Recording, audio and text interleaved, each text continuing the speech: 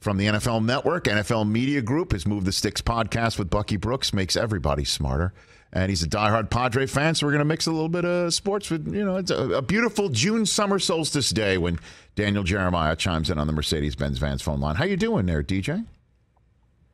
I'm doing fantastic. Look, congratulations to the Yankees. Yes. That's phenomenal, Rich. I think for all the Jets stuff that you endure, you deserve the Yankees. Thank you. And then I would say, if you'd have told me before the season, no Tatis, Blake Snell's been terrible, and we're 15 over 500, about 70 games in, tied with the Dodgers, I'll take it. You signed for that. When is Tatis coming back? What do you got for me on that? You have any inside information on that one? Well, we got to get another scan, so we're waiting for the next scan.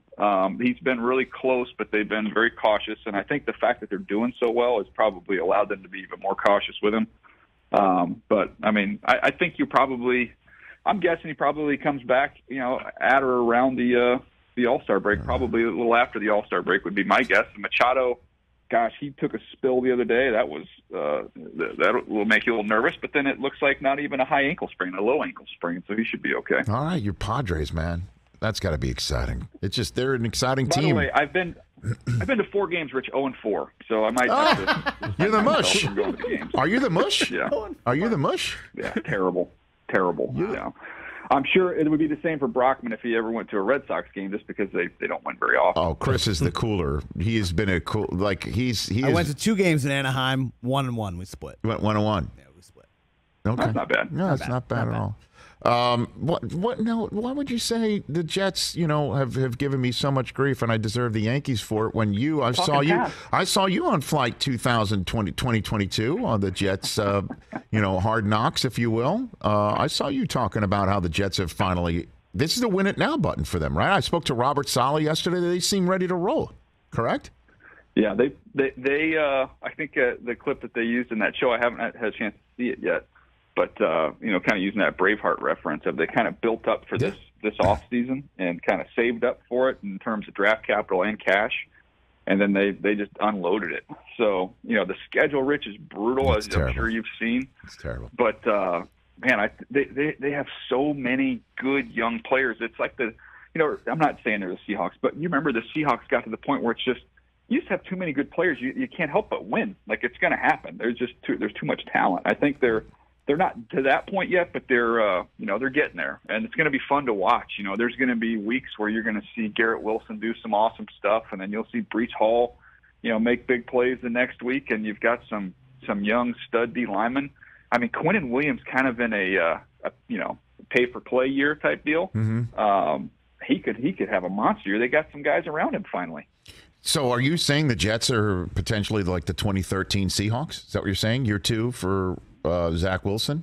You making that comparison? I'm saying I think that I'm not saying they're going to go to the Super Bowl, but I'm saying that I think that there's a big leap. I don't think this is going to be kind of a win a couple more games and the next year a couple more games. I think this was such an influx of talent that I think they can make a pretty sizable leap this year.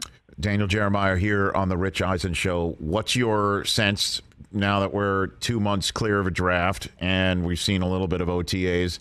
Who would be your peg for Rookie of the Year on either side of the football this year, Daniel? Ooh, yeah, no, that's a great call. Thank you. To me, not surprised. You'll hear me say this, but like just looking back, Kyle Hamilton, 14th pick to the Ravens, like he's going to have a monster year. Like this stuff happens to them all the time. Where you take one of the best players in the draft, he's going to fall in their lap. They're going to plug him into that system where they're ultra aggressive, and he's probably going to pick off 6 or 7 balls and be the defensive Rookie of the Year. Like that's bound to happen. So you like him as a defensive Rookie of the Year? What about offense? What do you think? I know it's I know it's like throwing a dart at a dartboard, but give it a whirl anyway. Yeah, I mean, I really like Breece Hall. I mean, I know. Wow. I'm not just trying to patronize here. I just think he's gonna be an awesome combination with Michael Carter. I think he'll probably get more of the goal line touches, so you'll be able to pile up some touchdowns. He can catch the ball. That would be probably my favorite. And then I would look at Drake London just because of the number of targets he should get there. I mean, it's basically him and Pitts, right? Right. I'm going to go out on a limb and say they may be trailing a little bit in some games, so he might get a chance to have some volume there. What about Olave? I mean, we're kind of forgetting about him since he was not even the first Ohio State receiver taken, and he's sitting down there. Yeah. And I know we're still just kind of wondering who the Saints are going to be. What about him? What about his possibilities? Well, he's ready to go, like polished. Right. Maybe more so than any of the rookie receivers. So I think he's got a chance to come out the gate and make an impact. It's just hard to kind of. I want to see what happens with Michael Thomas and kind of see what this offense looks like. No Sean Payton and how does Jameis come along? It's just some unknowns there, so it's hard to predict what he's going to do. But I think you're onto something there, just in terms of a guy who's ready made. I mean, he is a pro. He's ready to go. Daniel Jeremiah, my buddy from NFL Network, Move the Sticks podcast, co-host with Bucky Brooks here on the Rich Eisen Show. What are we not talking about? What's a talent evaluation community or analyst community talking about that's not really at the forefront of everyone's mind? Daniel. I was at the game, Rich. I believe you were there as well. It was the Super Bowl. It was played in Los Angeles, and I know the Rams won that game. Yes. And I know there's been movies made about the Rams, and I know that Matthew Stafford and Coach McVay are in every commercial that you see on TV. There was another team there. I'm quite certain I remember it, and I think it was the Bengals, but I'm not sure because literally nobody said one word about them the entire offseason. So we're not looking at the Bengals right now, is what you're saying. Have you heard anybody talk about the Bengals? I mean, even inside that division, they were in the dang Super Bowl. They're the fourth most discussed team in their own division. Agreed. Cleveland, for obvious reasons, yes, has been a topic of conversation. Pittsburgh, who's going to win the quarterback job? That's a big deal with them having to start the era without Ben Roethlisberger. And the Ravens, you've got Lamar and his contract situation. Can they stay healthy? They're the team everybody's pointing to that didn't make the playoffs. It's going to jump right back into it. And I'm like, the Cincinnati Bengals were in the dang Super Bowl with a superstar young quarterback, maybe the most fun offense to watch in the league when they get rolling. They had a crappy offensive line. They rebuilt the entire thing in the offseason. And I just feel like nobody's talking about them. What does a year 2 to year 3 leap for Burrow look like? What could it possibly even look like in your mind, Daniel? I think it's another year removed from the knee.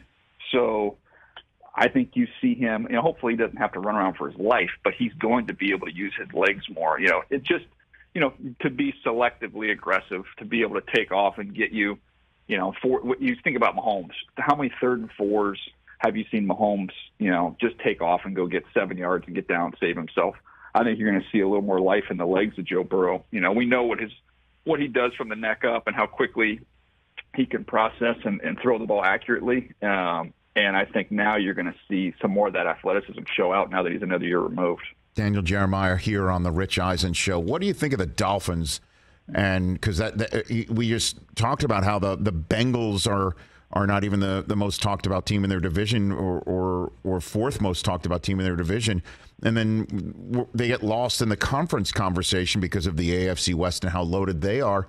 And then so many are talking about the Dolphins because of Tyreek Hill's addition and Mike McDaniel being there and how fast they can be and the matchup problems if Tua and the Tua believers are right and how well they could perform. What do you think, DJ? First of all, have I been living under a rock? Is this a thing? Are they calling them the Tuanon? It's huge. Yes. DJ, it's huge. Yes, Tuanon is very real, and they get very angry if you say anything slanderous toward Tuanon. Yes. Tuanon. Yes, sir. Mm-hmm. Oh, that's great. It exists. I've been watching too much baseball. I've missed that one. Yeah. No, look, the thing about the Dolphins, I love what they did from a coaching standpoint. I love, the speed with Waddle and Tyreek Hill and run after catch, and Tua is very accurate underneath. I think that works. I think people, are thinking, okay, how about the big arm to be able to get the ball over the top? I don't think that's what this offense is really going to be. So I like all that stuff. The thing that I don't like, and I'm very up in the air on, let's hold off. Let's see how this offensive line comes together. Because they were atrocious. I know they brought in Armstead, and that's an obvious upgrade. There's a lot of other question marks, in that group. So I'm curious to see how that all comes together. And Gesicki is a phenomenal athlete, probably one of the best, most athletic tight ends we have in the league, but not really an in-line guy. So, how's he going to fit into this offense and into this system? So there's still some question marks there for me. I'm not ready to go completely all in, but they're definitely going to be fun to watch, intriguing to see what this offense looks like. So, Daniel Jeremiah here on the Rich Eisen Show. Let's spend our remaining time with you checking my work. So many folks out there may not know, and I'll admit this, Chris, I don't even know if you guys know this, but whenever I come up with my top 5 lists every now and then, I'll float it by Daniel to see if I'm okay. My work is checked. Like I make sure that I get a red pencil from Daniel Jeremiah first. That's how much I respect and adore you, DJ, as I run these things by you first. I don't think I did this, though. So I came up with a list of my top 5 items that I've talked myself into believing prior to the NFL season on this program. Ooh, okay, and you tell me if I'm right. Do you have them, Mike Hoskins? Do you have them ready for me here? Okay, put up the first one if you don't mind. Number 5 is Baker Mayfield has played his last down for the Browns. He is not going to play another down for them, regardless of what happens with Deshaun Watson. What do you think?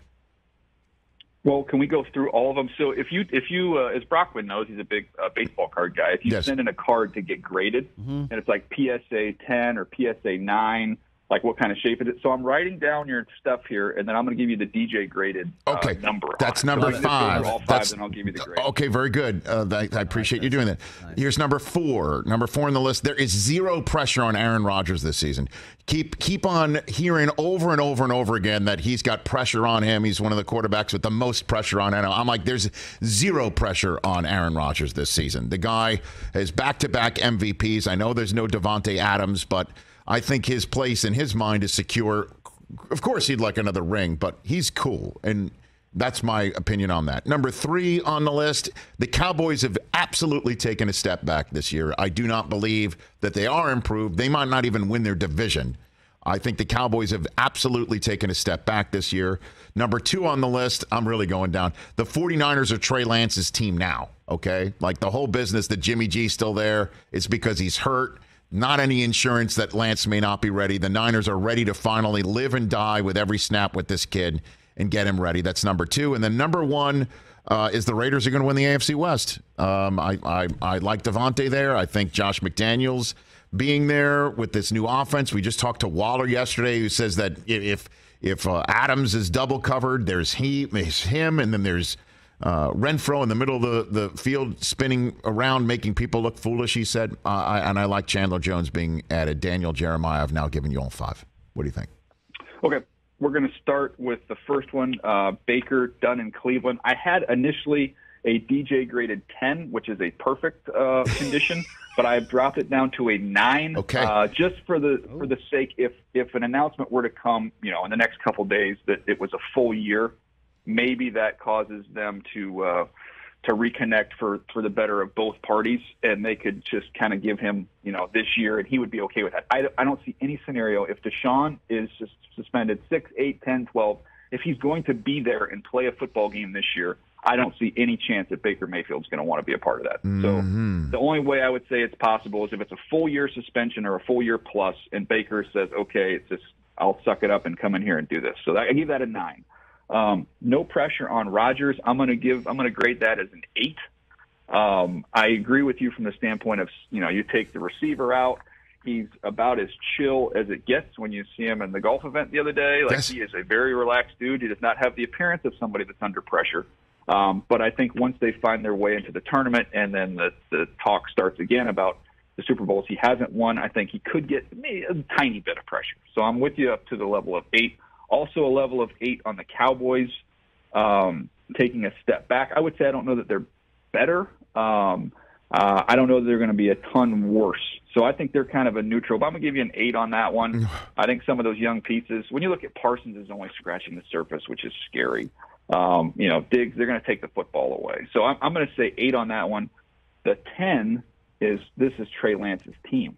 I am going to give you a 10 on that one. Oh, baby. 100% it's his team. Right. It's go time for him. Yeah. I don't know, by the way, I didn't know It's so weird to me that so many people that have not been to a 49ers practice on the outside have lobbed criticism that they're assuming because we haven't heard this, that, or the other, that he's not ready and that he's not any good. Right. Never has so much been made without any eye contact of what's going on in San Francisco. 1,000,000%. Yes, I'm with you. No, you don't digress. You are actually spot on giving me 10 out of 10 on that. Okay.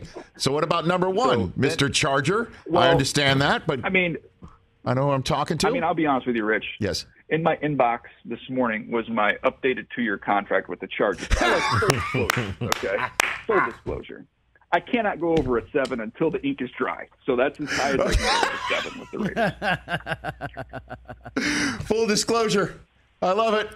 I love it. So the Cowboys, you think that they're – come on, man. I mean, Gallup is hurt. Cedric Wilson was terrific for them last year. He's gone. Right? I mean, the offensive line, did they improve it? Did they actually improve that thing for them? Tyler Smith's a good player. He's going to play guard. I think there'll be an adjustment period there. Right. I think it's, you got the old guys, how's their health? Randy Gregory's gone. Randy Gregory's gone. Like they have not improved. And then like, Jerry Jones says Sean Payton, it's just a bunch of air. There's no there, right? There's none. That McCarthy is absolutely equipped to win the Super Bowl this year. It just seems there's always something. Let me give you the so you gave a very compelling case of why it's going to take a step back. Let me make the case for why it could at least be as good as it was last year. CeeDee Lamb's a freak show. So he's a legit number one receiver. You look at Dak being a little healthier. That should help with him coming forward. I think when you look on the defensive side of the ball, this is a name. We didn't talk about it much because there was some major off-the-field stuff, but Sam Williams, the pass rusher they took out of Ole Miss, Rich, right. He would have been a top 20 pick if he didn't have a litany of issues off the field. So the talent is there. So I think you'll see him have an impact. And I think, when you look at the potential of having a Pro Bowl quarterback and maybe – I don't know is there a more dynamic defensive player, more versatile player in the NFL right now than Micah Parsons? Like he's a star, and they've got a coordinator in Dan Quinn who I think is as good a defensive coordinator as we have.